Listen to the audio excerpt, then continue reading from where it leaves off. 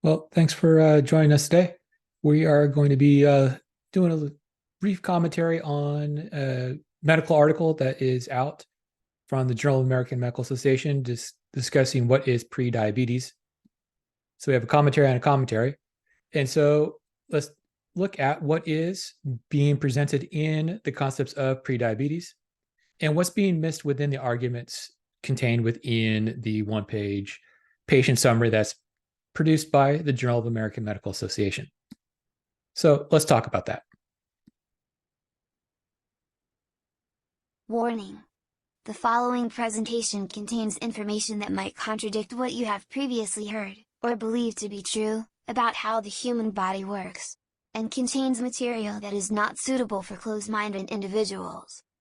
Enjoy! And so what's being presented? One of the big issues with what's being presented here is one of the misconceptions about body image, body morphology, and overall health, and what needs to be contained within there as it relates to what overall health happens to be. It's not just within this one-page article, but in later passages within the same edition of the journal, in which they seem to blame fatness on the issue and person being fat, or as they call it, overweight or obese. And the problem with this is that it leads to a whole host of myths and misconceptions about what the issues with diabetes happens to be and what the end result of a diagnosis of prediabetes or diabetes is and how you can go about treating it. And so one of the issues that comes in here is, what does it actually mean to be pre-diabetic? And it's not really clearly laid out in the arguments presented in the Journal of American Medical Association or in a lot of the contextual offerings presented elsewhere. A lot of times when we talk about prediabetes, we're talking about having some sort of abnormal blood glucose levels. That's the diagnostic criteria, or one of the diagnostic criteria that's there. As we see within what's referred to as a glucose tolerance test response, and response to feeding or response to eating in terms of changes in blood glucose. But the problem is that blood glucose is going to change throughout the day. It's going to vary throughout the day for a normal person, a pre-diabetic person, or a diabetic person. And so to simply rely upon measures of blood glucose is kind of oxymoronic. One of the other issues that comes into play in terms of diagnosing of diabetes or prediabetes is what's referred to as A1C levels. We see this a lot of times with a lot of the commercials that relate to diabetic medications and needing to control A1C levels or get A1C levels back to quote unquote normal levels. And so what is normal or abnormal A1C levels? And so abnormal and normal A1C levels is based off of the percentage of hemoglobin molecules that have glucose attached to it. And so when we look at it, what a normal A1C level happens to be is anything below 5 to 6%, usually about 5.5% is the cutoff, 5.7 here on the graph. Where a pre-diabetic person could be somewhere in the mid-5 ranges, upwards of 6, and the diabetic person is about 6.5. And this is simply an indication of the percentage of hemoglobin molecules that have sugar on it within the red blood cells within the bloodstream. Once again, it's not really an indication of anything except for how much glucose happens to be there. And it's not really an indication of anything going on metabolically, physiologically, or pathologically for the person. It's simply an indication of how long has glucose levels been elevated. That's what A1C is telling me. Whereas what glucose levels are telling me is it's telling me what is the level of glucose within the bloodstream at any point in time. And there's a whole host of reasons for having those variable measurements in glucose that may not be related to a diabetic condition, including eating whole bags of candy, drinking 2 liters of soda, having large pasta meals. All of those things are going to raise glucose levels. Having sweet fruits will raise glucose levels. And so if we look a little bit further into the articles being presented from the Journal of American Medical Association, they list off a whole host of factors for prediabetes. But the problem is that their list of factors are not really factors related to prediabetes. such as age, overweight, physical activity level, eating unhealthy diets, having gestational diabetes, or having birth to a child greater than 9 pounds. But the problem is that what they're presenting isn't really issues that relate to leading to pre-diabetic conditions, but are indications of changes in metabolic health and metabolic regulation. And so what are we actually looking at? And so what's the problem with the presentation here? What's the problem with the presentation that we see with a lot of the other either popular press releases or medical press releases pertaining to diabetes and pre-diabetic conditions? Well, once again, it's this idea that somehow my health is related to what my body image happens to be. And that leads to a whole host of eating disorder issues and body dysmorphic issues, as well as issues of stigmatism and fat shaming that face a lot of people that might be willing to do things and are doing things very actively to become healthy or become healthier that have nothing to do with their body image whatsoever. But yet we use body image as an indices for health. And part of this comes back to the misuse of Occam's razor. And so Occam's razor in this case becomes a fallacy and not a rationale. And what does everybody say Occam's razor is? Well, Occam's razor, from what everybody says, is the simplest answer is the correct answer. And that's not true. That's not what Occam's razor tells me, and that's not what Occam's law indicates. Occam's razor or Occam's law tells me that no more things should be presumed to exist than are absolutely necessary. Or the fewer the assumptions, the better the explanation. It's not where we're whittling away so we only have a single factor that's going to be my explanation, or where the simplest explanation is the most correct explanation. It's simply the explanation that's making the fewest assumptions, the fewest leaps of logic. And the problem is that we're trying to make simple answers from a very complex problem. We have an excessively complex problem where we have various factors that are coming into play. And those various factors coming into play are going to impact not only my body morphology, which everybody thinks about in terms of body image, but it's not body image, it's the tissues that make up my body. And how all of these factors come into play, impacting my health behavior aspects and ultimately my overall health. And so what are these various factors that are being ignored both within the Journal of American Medical Association's one-page summary, as well as with most of the popular press as well as medical press that we see coming out? And so let's start with looking at some of these factors. So let's look at our familial influences. So familial influences are things that our family is going to do that's going to impact what I do in terms of health behaviors. These are going to be culturally based guidelines, culturally based restrictions, family ideas about meal times and meal sizes, cultural biases that might come into play, cultural values about ideals as it relates to body image. And here's the thing about ideal and body image. The ideal of the most appropriate body image has changed historically. Environmental influences. How is the environment that I live in going to impact the choices that I make in terms of my behaviors? How is the environment that I live in going to impact my physiology? What is the availability for me to be active if I want to be active? What is the availability for me to find appropriate food sources? All of these factors together feed in to form what's referred to as the social factor or the societal factor within my overall health. And once again, anytime any of these cogs are going to change, we're going to see a change in overall health.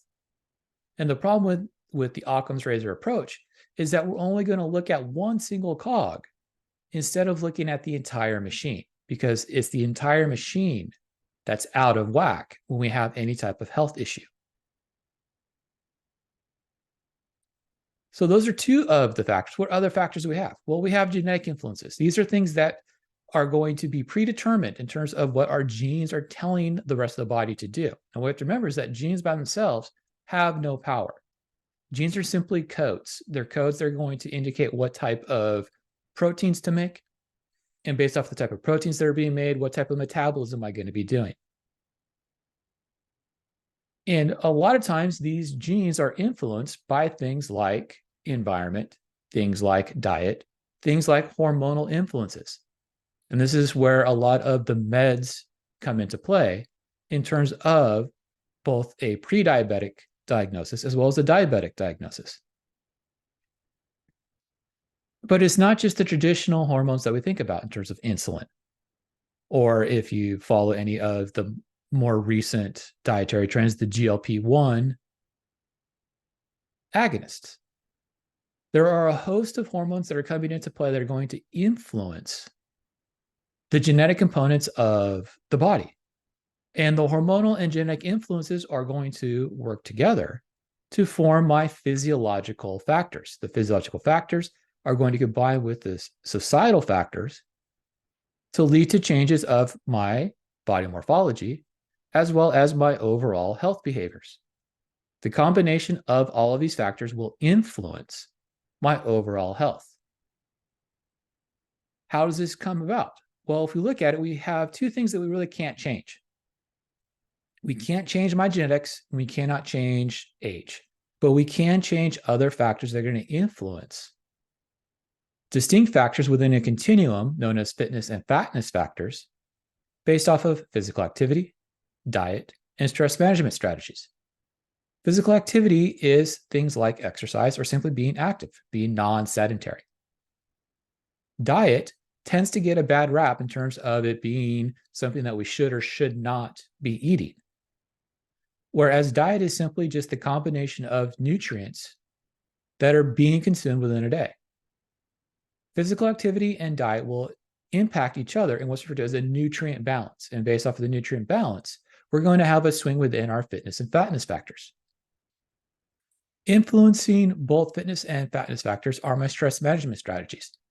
How do I deal with the stresses that are being placed on my body on an everyday activity? Now, when we start looking at this fitness and fatness factors, what happens is we end up developing a continuum. And the continuum is based off of the interactions of cardiorespiratory fitness, musculoskeletal fitness, and metabolic flexibility, developing my total level of fitness, visceral adiposity, total fat-free mass, and total fat mass, developing my total fatness. And within those totals, we end up developing a position within our fitness and fatness continuum that's going to impact my overall health status. It's this that's going to lead to changes in chronic inflammation, and changes in chronic inflammation that's going to impact my ability to metabolize sugars correctly.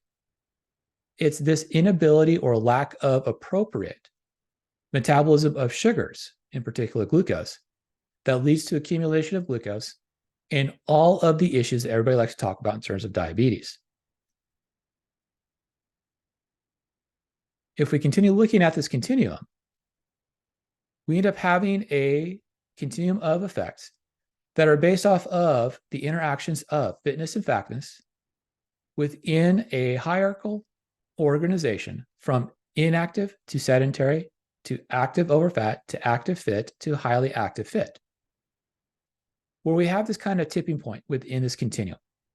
And so this tipping point within this continuum is based off of a combination of various factors, which includes a continuum of fatness going from the extremely underfat to the extremely overfat, where we have this kind of duality of issues, where if I'm severely underfat, I'm going to have increased health risk. If I'm severely overfat, I'm going to have increased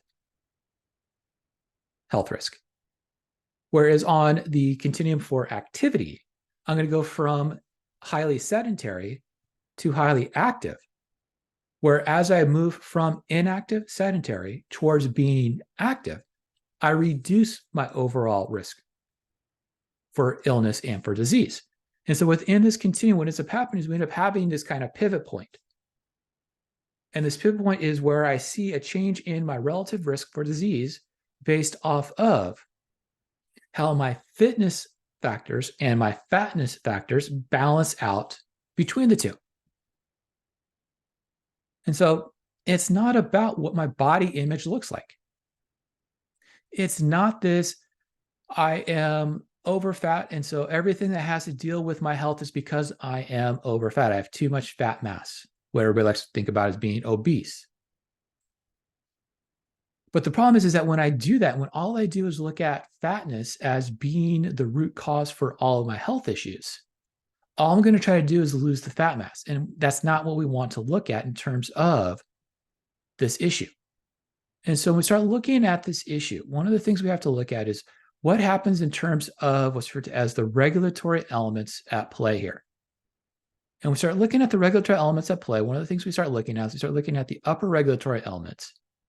And within the upper regulatory elements, we have factors that are coming into play, such as the exercise stimulus or the amount of physical activity I have, my nutritional status, that is what is the balance point between my nutrients being used for normal metabolism and my nutrients being stored, as well as the psychological adherence that I want to have towards the physical activity that I want.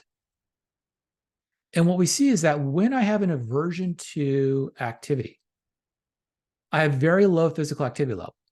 That very low physical activity level feeds down into the cells, leading to what's referred to as an anabolic dysregulation. In the anabolic dysregulation, what ends up happening is I start having a reduction in metabolic flexibility, a reduction in insulin response. And that reduction in insulin response, the reduction in metabolic flexibility, leads to all of the issues that we see coming about that we typically think about as type 2 diabetes, or in this case here, a pre-diabetic condition, a condition that comes about due to increased inflammatory signals, changing insulin and leptin sensitivity, changing metabolism at fat cells, changing the way in which insulin is being produced by the pancreas, changing the way in which the musculoskeletal system is responding, changing the way in which the cardiovascular system is responding, leading to all of the issues referenced as being metabolic syndrome, which includes the diabetic condition. The diabetic condition, the hyperglycemia, hyperinsulinemia that we see with diabetes, high blood glucose, high amounts of insulin, is not coming about because of dietary issues. It's coming about due to changes in inflammation that stems from the anabolic dysregulation that takes place due to interactions of nutrition and exercise stimulus, exercise stresses, nutrition stresses on genetic components due to hormonal signals. Where we end up having high amounts of inflammation. High amounts of inflammation is what is triggering all of the issues that we see when we look at the type 2 diabetes. It's not about the person's body size. It's not about the person's body image. It's about these changes in inflammatory signals leading to the non-communicable diseases, which includes the type 2 diabetes that is usually being attempted to be prevented within a diagnosis of prediabetes. Thanks for watching the quick talk here. There is a much more extensive talk available to you in the podcast.